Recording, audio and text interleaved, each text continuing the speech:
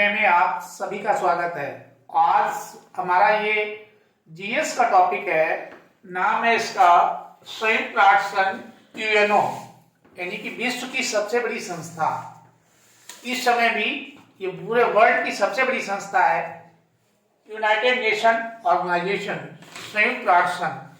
सबसे पहले हम बात करते हैं इसकी स्थापना की। संयुक्त राष्ट्र जो संघ है, वर्ल्ड की इतनी बड़ी संस्था है, इसकी स्थापना हुई क्यों, इसके लिए थोड़ा सा पीछे जाते हैं और इसके हल्के से इतिहास को खंगालते हैं। इसकी जो जड़ है वो देखिए कहां से स्टार्ट होती है। तो हमें सबसे पहले जानना पड़ेगा प्रथम विश्व युद्ध।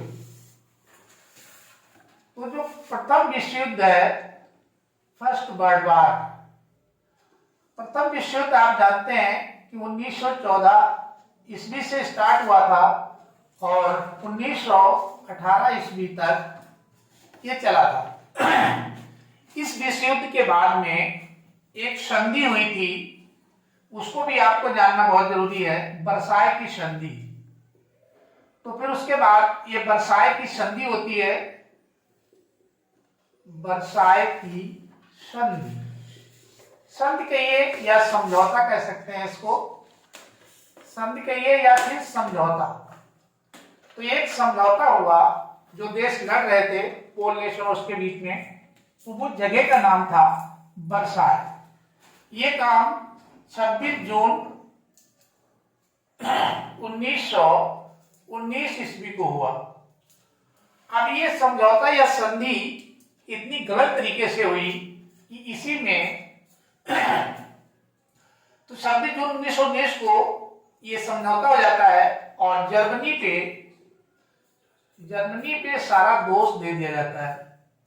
जर्मनी पर प्रथम विश्व युद्ध जो हुआ था, युद्ध का दोष थोपते हुए इस पे 6 अरब और 50 करोड़ पाउंड की धनराशि जो है जुर्माने के रूप में या हर्जाने के रूप में, हर्जाने के रूप में इन पे लगा दी जाती है। चलिए, ये कंडीशन तो यहाँ पे चलती है और विश्व युद्ध समाप्त हो जाता है। लेकिन तमाम देशों ने तुरंत ये विचार किया, क्योंकि किसी भी युद्ध में बहुत ज्यादा जान माल चीजों का नुकसान होता है, तमाम आर्थिक की तंगी आती है बहुत सारी चीजों की, इसलिए दोबारा से ऐसा इतना बड़ा विश्व युद्ध कहीं ना हो जाए, उसके लिए सदस्य देशों ने एक संस्था बनाई। तो सबसे पहले एक संस्था का निर्माण किया गया प्रथम विश्व युद्ध के बाद। तो प्रथम विश्व युद्ध के साथ बाद में एक संस्था बनती है राष्ट्र संघ। तो राष्ट्र संघ, जिसको इंग्लिश में यूनाइटेड नेशन कहते हैं, यूएन। तो यूएन नाम की एक संस्था का गठन 1919 में किया जाता है। 1919 ईस्वी में राष्ट्र संघ की स्थापना होती है और राष्ट्र संघ की स्थापना होने के बाद इसका मेन काम यही था कि कहीं दूसरा विश्व युद्ध फिर से न हो जाए। लेकिन ये जो वर्साय की संधि थी, ये गलत तरीके से हुई। इसी की वजह से ये दोषारोपण पहले ही द्वितीय विश्व युद्ध के बीच इसी में बो दिए गए थे, तो वो होना तय था। और जर्मनी इतना अपना सब कुछ बेचने के बाद भी चुका नहीं सकता था, अर्थात द्वितीय विश्व युद्ध हो जाता है।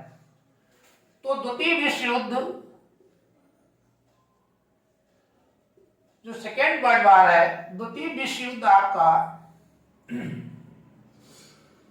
1939 ईस्वी से प्रारंभ होता है और 1945 ईस्वी तक एक लंबा टाइम पीरियड चलता है, बहुत भयंकर, जब तक कि 9 अगस्त और 6 अगस्त पे जापान पे बम नहीं गिरा दिया जाता, एटॉमिक बम।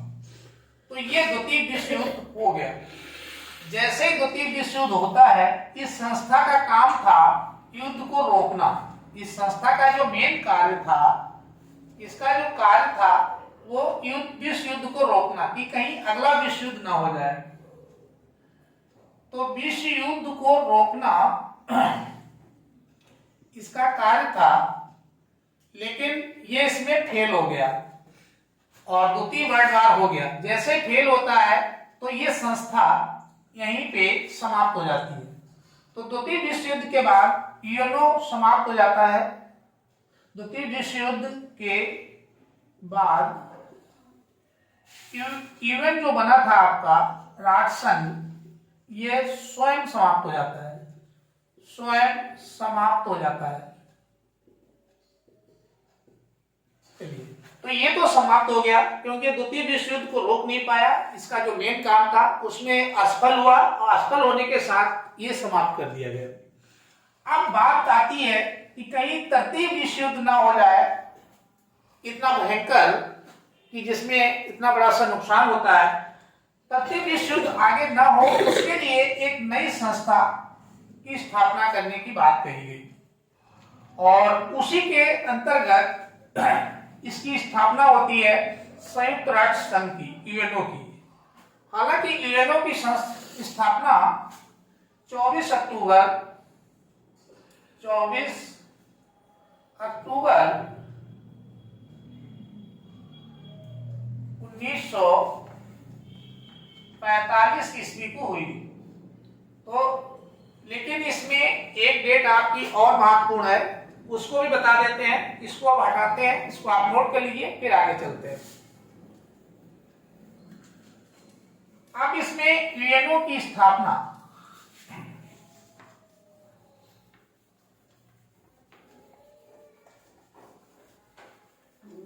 अब बात आती है इसमें जो क्वेश्चन पूछे जाते हैं कि यूएनओ की स्थापना किसने की। तो सबसे पहले इसकी हेडिंग डालते हैं स्थापना, और ये पहली हेडिंग है स्थापना। इसका फाउंडेशन, तो 26 जून 1945 ईस्वी को एक जगह है सेंट फ्रांसिस्को, नाम याद कर लीजिएगा, सेंट फ्रांसिस्को। तो सेंट फ्रांसिस्को में सम्मेलन होता है और यहाँ पे 50 देश, 50 और बल्कि साथ में एक देश अन्य और आ जाता है, तो 51 लिखिए, 51 देशों ने यूएनओ के जो चार्टर बना था, जिसमें उसकी सारी कंडीशन लिखी हुई थी, चार्टर पर हस्ताक्षर कर दिए। अब इसमें चूंकि ये स्थापना संयुक्त राष्ट्र संघ का जो मेन श्रेय जाता है वो अमेरिका के वर्तमान राष्ट्रपति, अमेरिका के तत्कालीन, उस समय के तत्कालीन जो राष्ट्रपति थे,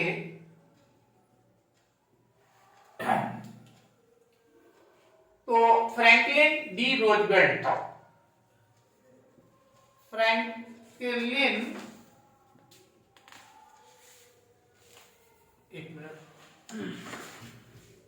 तो फ्रैंकलिन डी रूजवेल्ट, फ्रैंकलिन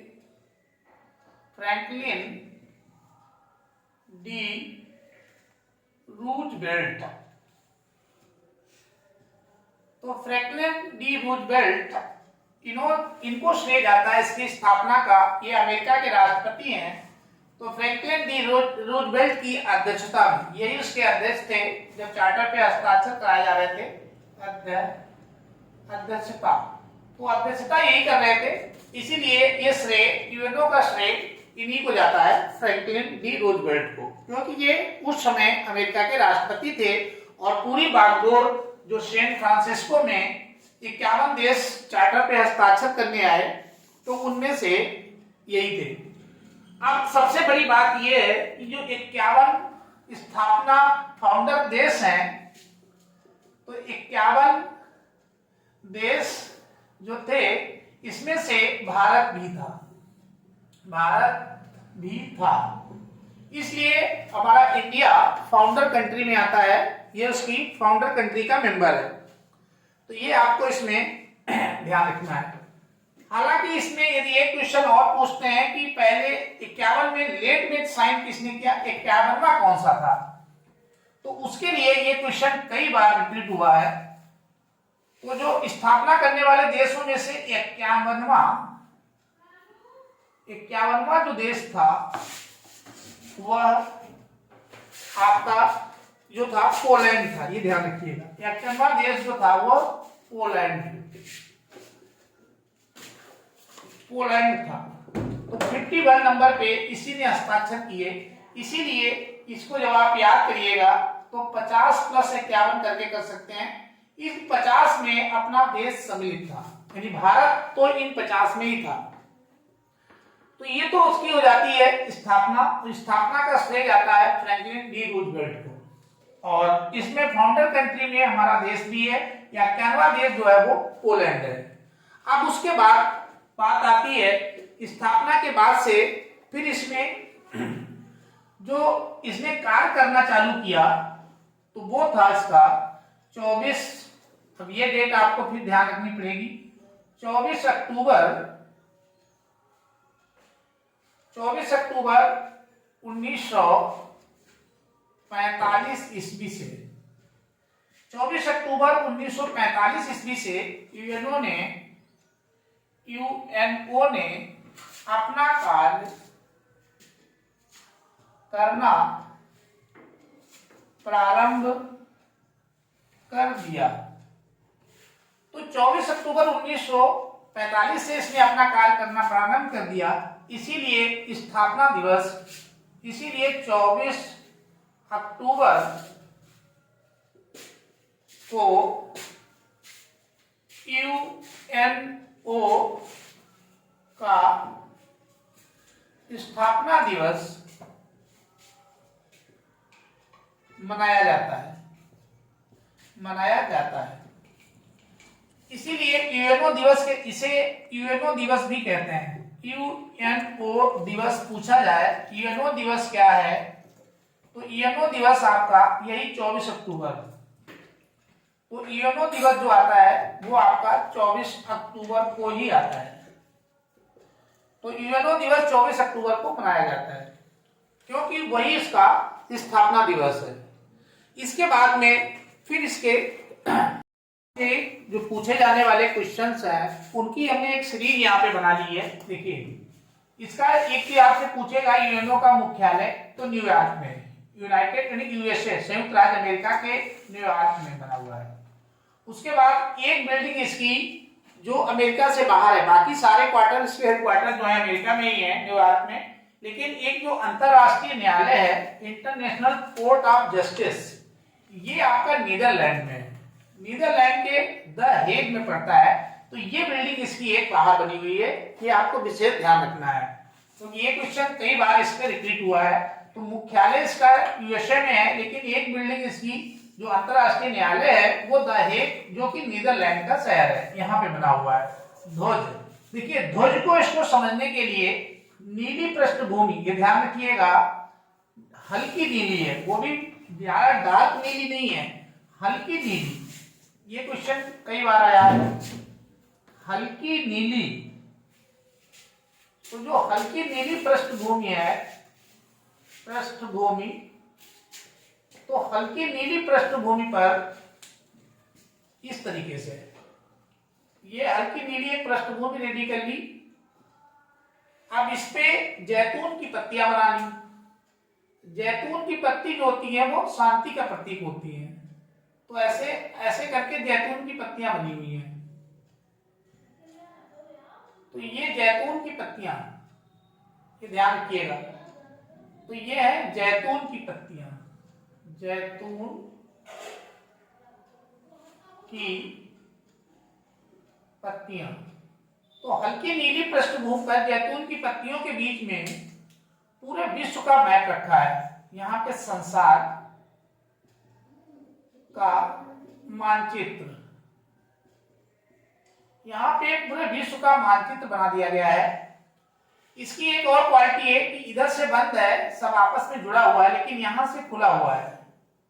यहाँ से कोई भी देश, पत्तियों को इसलिए खोल दिया गया है कि कोई भी देश विश्व का इसका सदस्य बन सकता है, उसके लिए स्वागत है, तो इसको खोल रखा है, इसका भी मतलब है।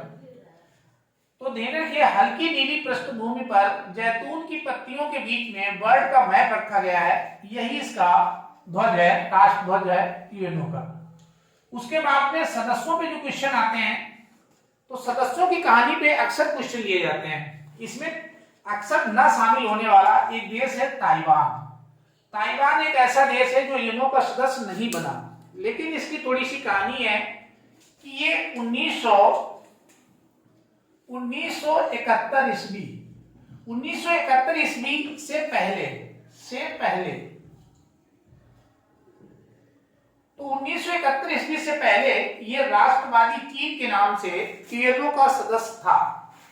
ये यूएनओ का सदस्य था, लेकिन जब 1971 के बाद में साम्यवादी चीन बना, तो वहां से ये अलग हो गया और ये यूएनओ का सदस्य नहीं बना। यूएनओ का सदस्य नहीं बना और अभी तक नहीं बना है। तो साम्यवादी चीन जैसे बना, तब से ये उसका सदस्य नहीं बना है। तो ध्यान रखिएगा, पूछता है कि कौन सा देश ऐसा है जो यूएनओ का सदस्य नहीं बना है, तो वो ताइवान है, उससे निकल गए।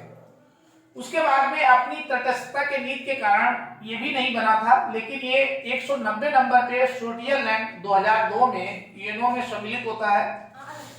और उसके बाद 1991 पूर्वी तिमोर, ये भी 2002 में जुड़ता है। फिर 92 नंबर पर मोंटेनेग्रो आता है, जो 2006 में सर्बिया से अलग हुआ था, वो इसमें जुड़ जाता है और 192 नंबर पे।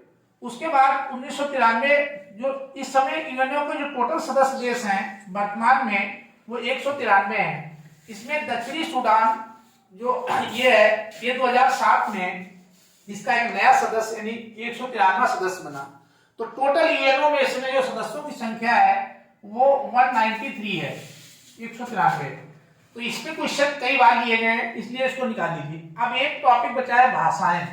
तो भाषाओं को हम यहां से उठा के आपको यहां पे समझा देते हैं। अब यूएनओ की जो भाषाएं हैं, देखिए भाषाओं पे क्वेश्चन बहुत बार लिया गया है। इसकी जो लैंग्वेज है वो टोटल तो 6 हैं, लेकिन कुल 6 लैंग्वेज हैं, 6 भाषाएं हैं। इन 6 भाषाओं के 2 पार्ट कर लीजिए ऐसे। इनको याद रखने का यही सबसे अच्छा तरीका है कि 2 इसके अलग कर लीजिए। एक इसकी जो अंग्रेजी है, ये तो विश्व की राष्ट्रीय भाषा है। एक अंग्रेजी यानी इंग्लिश, और दूसरी जो है फ्रेंच। तो इंग्लिश और फ्रेंच ये 2 यूएनओ के ऑफिस की भाषा है, ऑफिशियल लैंग्वेज है। तो ये 2 ऑफिशियल अर्थात कार्यालय की भाषाएं हैं। इसको ये कार्यालय की भाषा है, यूएनओ के कार्यालय की भाषाएं हैं। तो कार्यालय में जो लिखा पढ़ी होती है वो इंग्लिश में होती है या फिर फ्रेंच में होती है। लेकिन बाकी जो बच गई आपकी चीनी,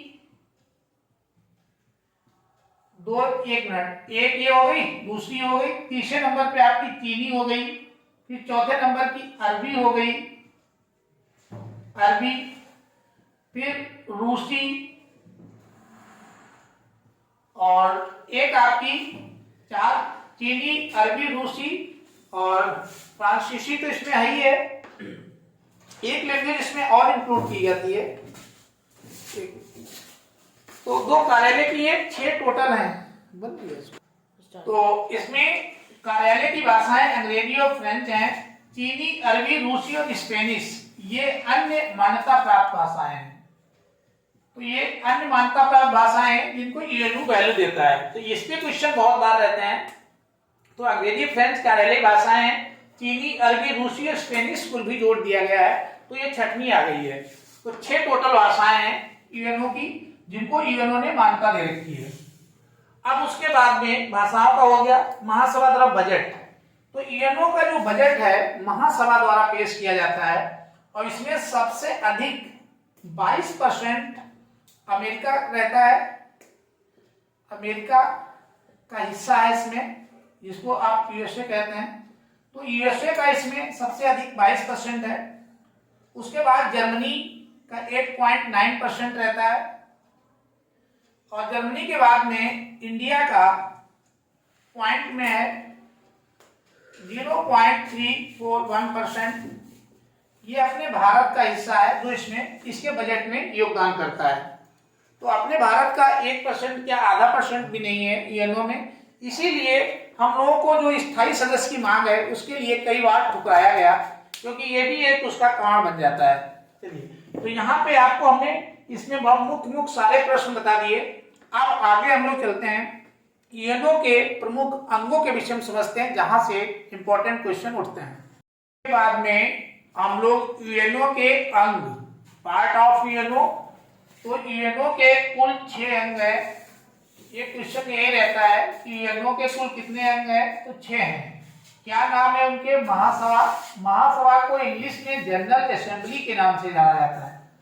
सुरक्षा परिषद, सुरक्षा परिषद को सिक्योरिटी काउंसिल के नाम से जाना जाता है, ये दूसरा अंग है। और तीसरा अंग इसका जो है आर्थिक एवं सामाजिक परिषद है, इकोनॉमिक एंड सोशल काउंसिल। तो इकोनॉमिक एंड सोशल काउंसिल ये इसका तीसरा है, तीसरा अंग है। और चौथा जो है न्यास परिषद, और पांचवा अंतरराष्ट्रीय न्यायालय, इंटरनेशनल कोर्ट ऑफ जस्टिस, ये ट्रांसक्रिप्ट है। और सचिवालय सेक्रेटेरिएट इसका जो है वो 6वां यानी कि लास्ट है। तो इस तरीके से इसके कुल जो है 6 अंग हैं। पहला अंग महासभा, जनरल असेंबली, सुरक्षा परिषद, आर्थिक एवं सामाजिक परिषद, न्यास परिषद, अंतरराष्ट्रीय न्यायालय, सचिवालय। इन 6 अंगों में से फिर जो क्वेश्चन आपके लिए महत्वपूर्ण है वो हमने केवल निकाले हैं। तो महासभा को विश्व की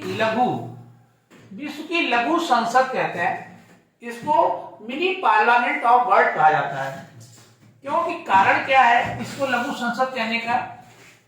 तो जो 193 सदस्य देश हैं महासभा में कुल सदस्य देशों की संख्या 193 है इसमें वर्तमान में। तो 193 जो सदस्य देश हैं, सदस्य देश, यहां से 193 देशों से सभी प्रतिनिधि इसमें भाग लेते हैं। और प्रत्येक सदस्य देश के, ये ध्यान रखिएगा, 5 प्रतिनिधि सम्मिलित हो सकते हैं। तो हर देश से 5 सम्मिलित हो सकते हैं। तो 5 को 193 से गुणा करिए तो एक बहुत बड़ी संसद बन जाएगी। लेकिन कंडीशन ये होती है कि उनका जो मत है, जो वोट है, वो एक ही होगा। बैठ सकते हैं, प्रत्येक देश के 5 सदस्य बैठ सकते हैं, लेकिन उनका वोट काउंटिंग एक की जाएगी, अर्थात टोटल वोट पड़ेंगे वो 193 ही रहेंगे।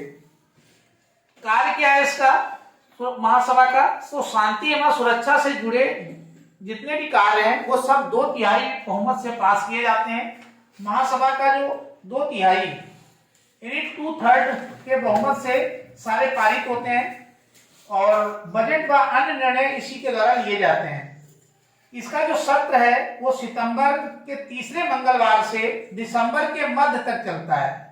तो सितंबर का जो तीसरा मंगलवार आता है प्रतिवर्ष, वहां से दिसंबर के मध्य यानी 15 दिसंबर तक चलता है। और तीसरा मंगल पड़ जाए तो तीसरे मंगलवार से प्रारंभ होता है। सितंबर का तीसरा मंगलवार दिसंबर के मध्य तक चलता है। इसमें एक अध्यक्ष की नियुक्ति करते हैं, एक अध्यक्ष, 21 उपाध्यक्षों की नियुक्ति की जाती है, एक अध्यक्ष की नियुक्ति की जाती है, और 7 इसमें और समितियां हैं, उनके भी नियुक्ति होती है। तो ये इसका कार्य है। उसके बाद सुरक्षा परिषद को दुनिया का पुलिसमैन कहा जाता है। साथ में इसे कार्यपालिका भी कहते हैं। कारण क्या है कि सुरक्षा परिषद में कुल 15 सदस्य हैं, जो 2 कैटेगरी के होते हैं। एक तो स्थायी परमानेंट, दूसरे अस्थायी। स्थायी वालों की संख्या 5 है, तो 5 स्थायी है, 10 अस्थायी है। स्थायी वालों में अमेरिका, फ्रांस, रूस, चीन, ब्रिटेन, ये 5 स्थायी सदस्य हैं। अस्थायी वालों में आपके 10 सदस्य रह सकते हैं और कार्यकाल उनका 2 वर्ष का होता है। तो 2 वर्ष के लिए चुने जाते हैं और किसी भी देश के ये आ सकते हैं। 2 साल के बाद ये रिटायर्ड हो जाते हैं। अब इनका जो डिसीजन है, जो सामान्य निर्णय है, वो सामान्य निर्णय तो 2/3 के बहुमत से लेते हैं। हर जगह कंडीशन वही है, सामान्य 2/3 से आएगा। लेकिन जो विशेष निर्णय होते हैं, किसी भी देश के विषय में उस पर कार्रवाई करना है या क्या करना है, उसके लिए इन जो 5 जो स्थायी सदस्य हैं, इनकी अनुमति का होना जरूरी है। भले टोटल 15 में से 14 सदस्य कह दें, तो 15 में से 14 किसी बजट को पास कर दें, मगर इनमें से कोई किसी एक ने भी मना कर दिया तो वो बजट पास नहीं हो पाता है और फेल हो जाता है। इसे कहते हैं वीटो पावर। यही वीटो पावर के नाम से जानी जाती है। तो वीटो पावर इन 5 स्थायी सदस्य देशों के पास है। यही वीटो पावर स्थायी सदस्यों में भारत के लिए बहुत बार प्रयास किया गया कि इंडिया को इसमें सम्मिलित किया जाए, लेकिन अभी तक ऐसा नहीं हो पा रहा है।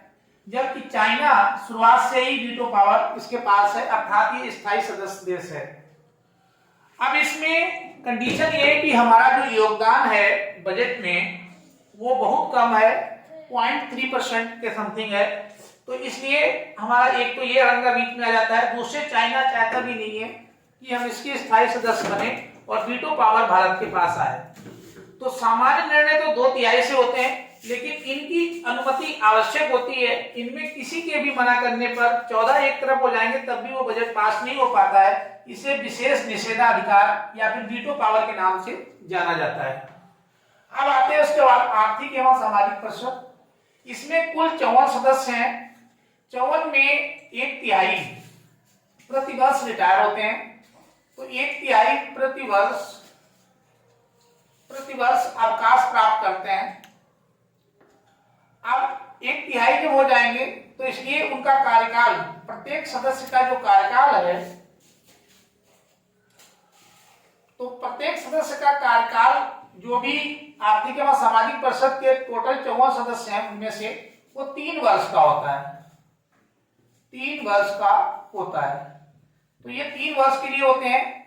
स्थायी अस्थायी वाले ये जो चुने जाते हैं, इसमें सुरक्षा परिषद वाले वो 2 वर्ष के लिए होते हैं। ये तो स्थायी है ही है। और जो महासभा में आते हैं वो आपके 5 वर्ष के लिए होते हैं, प्रतिवर्ष चुने जाते हैं। अब यहाँ पे आइए न्यास परिषद। न्यास परिषद ये अब जो है समाप्त हो गई है। 1954 ईस्वी में अमेरिका के पास था एक प्रशांत द्वीप पुलाव का, ये भी स्वतंत्र हो गया। न्यास परिषद का मेन काम था कि जब ये यूएनओ बनाया गया तो ऐसे पिछड़े हुए देश जो अपने शासन को स्वयं नहीं कर सकते थे, उनके लिए इसमें एक व्यवस्था की गई थी कि उनके अमेरिका, ब्रिटेन जो विकसित देश हैं, जापान, ऑस्ट्रेलिया, उनको ये जिम्मेदारी सौंपी गई थी तब तक वहां की सरकार को आप चलवाएंगे और किसी भी प्रकार का उनका शोषण न होने पाए।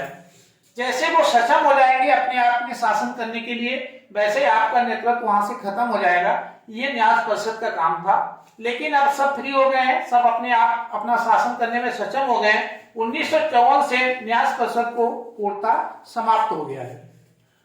अंतरराष्ट्रीय न्यायालय, अंतरराष्ट्रीय न्यायालय हमने बताया था, यहाँ पे जो होते हैं कुल मिलाकर के इसमें 15 जज बैठते हैं। अब 15 जज में से सभी निर्णय 2/3 बहुमत से लिए जाते हैं। 2/3 बहुमत, ये पूरा यूएनओ का सिस्टम है। 2/3 बहुमत से निर्णय लेते हैं। अब इन 15 जज का जो कार्यकाल है, कार्यकाल वो 9 वर्ष का होता है। 9 वर्ष का होता है। प्रत्येक जज 9 साल के लिए बनता है, क्योंकि हर 3 वर्ष पर 1/3 जज, यानी 1/3 हर साल 1/3 प्रत्येक वर्ष इसमें अवकाश प्राप्त करते हैं। तो इसलिए उसका जो है टोटल 9 वर्ष का शासनकाल पहुंच जाता है। यानी कि प्रत्येक जज का जो कार्यकाल है वो 9 वर्ष का रहता है। सामान्य डिसीजन 2/3 बहुमत से प्राप्त करते हैं। कुल जजों की संख्या इसमें जो है वो 15 है। और इसका जो न्यायालय है यही एक ऐसा हेडक्वार्टर है यूएनओ का जो बाहर बना हुआ है, तो ये द हेग में पड़ता है। द हेग जो है वो नीदरलैंड में है, नीदरलैंड।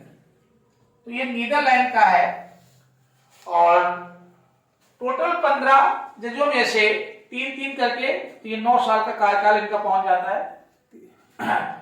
उसके बाद सचिवालय, सचिवालय का जो सचिव होता है उसे महासचिव कहते हैं। ये सचिव जो बनता है वो महासचिव होता है और महासचिव का जो कार्यकाल है वो 5 वर्ष का होता है। ये समस्त क्रियाओं, समस्त जितने भी कार्य हैं उनको चलाने के लिए, दिन प्रतिदिन के कार्यों को निपटाने के लिए प्रमुख सचिव होता है, उसी के द्वारा निपटते हैं। सबसे पहले त्रिंगवेली नॉर्वे के थे जो 1946 में बनाए गए थे।